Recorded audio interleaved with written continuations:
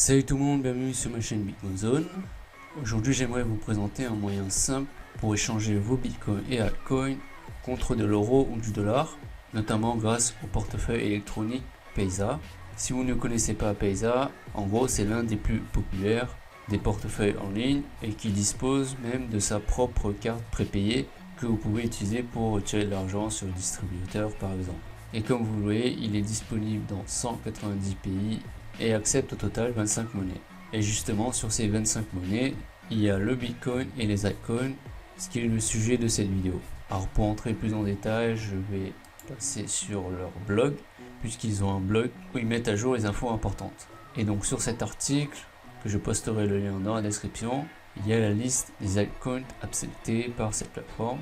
Alors vous voyez, on a un grand nombre, et bien entendu il y a les principaux altcoins, Ethereum, Dash, Monero, Ripple par exemple, etc. Donc comme je l'ai dit, c'est une plateforme qui permet d'échanger ces altcoins contre de l'euro ou du dollar. Et pour ça, il vous faudra bien entendu vous créer un compte sur le site officiel, dont je posterai le lien dans la description pour que vous vous inscriviez si vous ne l'êtes pas encore. Maintenant, je vais vous montrer comment déposer du Bitcoin ou des altcoins pour les recevoir en dollars ou en euros. Alors pour cela, je vais me connecter à mon compte.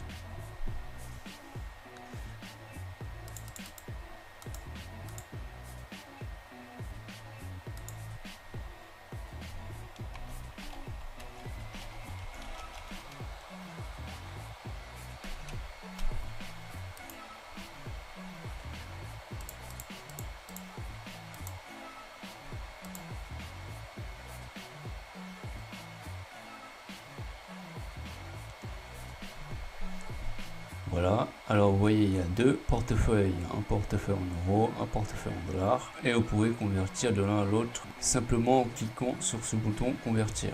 Ensuite, pour savoir quelle monnaie est acceptée, vous cliquez sur gérer, et là vous aurez la liste des monnaies que l'on peut utiliser et qui seront présentées en vert. Puis ce que je vous conseille au départ, c'est de vérifier vos comptes et ainsi augmenter les limites de dépôt et de retrait. Donc maintenant, je vais vous montrer comment déposer. Pour ce faire, vous allez dans ajouter des fonds ici. Et là, vous choisissez le mode de paiement que vous voulez, soit par carte de crédit, soit par transfert bancaire, etc. Mais dans cet exemple, je vais me focaliser sur le dépôt en Bitcoin ou en altcoin. Alors ce qui est bien, c'est qu'il n'y a pas de frais de transaction. Donc ce que vous déposez, c'est vraiment ce que vous déposez. Et par contre, au niveau de l'attente, en Bitcoin c'est immédiat, mais en altcoin il faut attendre 24 heures pour que ce soit validé. Alors pour exemple, je ne vais pas déposer, mais je vais vous expliquer comment faire. Par exemple, si je clique sur altcoin, sur la page suivante, il faudra sélectionner la monnaie que vous voulez déposer. Par exemple, ici on va choisir Ethereum. Voilà. Et puis ici vous tapez le montant que vous voulez déposer, sachant qu'il y a un minimum. Et ici il est à 0.06 environ d'Ethereum.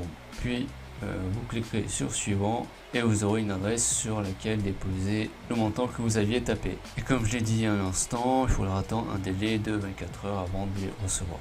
Donc vous voyez, la prise en main de cette plateforme est très simple et facile à utiliser. C'est pourquoi je vous conseille vraiment cette plateforme pour échanger vos bitcoins et altcoins en euros ou en dollars ou une autre monnaie, suivant le pays dans lequel vous vivez bien entendu. Enfin, ce que je voulais vous présenter également, c'est la carte prépayée.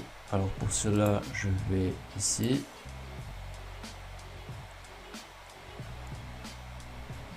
Donc vous voyez ici une Mastercard, c'est-à-dire qu'elle sera acceptée dans la majorité des commerces, etc.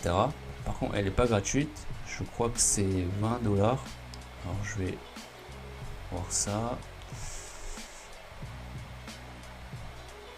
Oui, ici, donc c'est un peu moins de 20 $. Vous voyez, 19,95 $. Ensuite, ce que j'avais remarqué également qu'il faut faire attention, c'est qu'il y a des frais de service mensuels qui sont égaux à 1 $.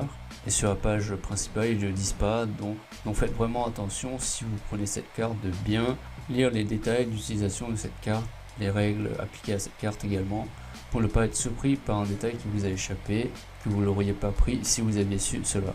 Donc bien vérifier encore une fois les détails d'utilisation concernant cette carte. Donc, dans cette vidéo, j'ai abordé uniquement l'ajout de fonds, mais comme je vous l'ai dit, ce portefeuille est simple d'utilisation et donc vous y trouverez très facilement. Donc voilà, c'est tout pour cette vidéo.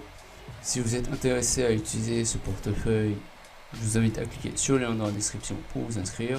Si vous avez pensé que cette vidéo vous a été utile, n'hésitez pas à la liker et à vous abonner. Merci d'avoir regardé la vidéo, je vous dis à la prochaine, ciao.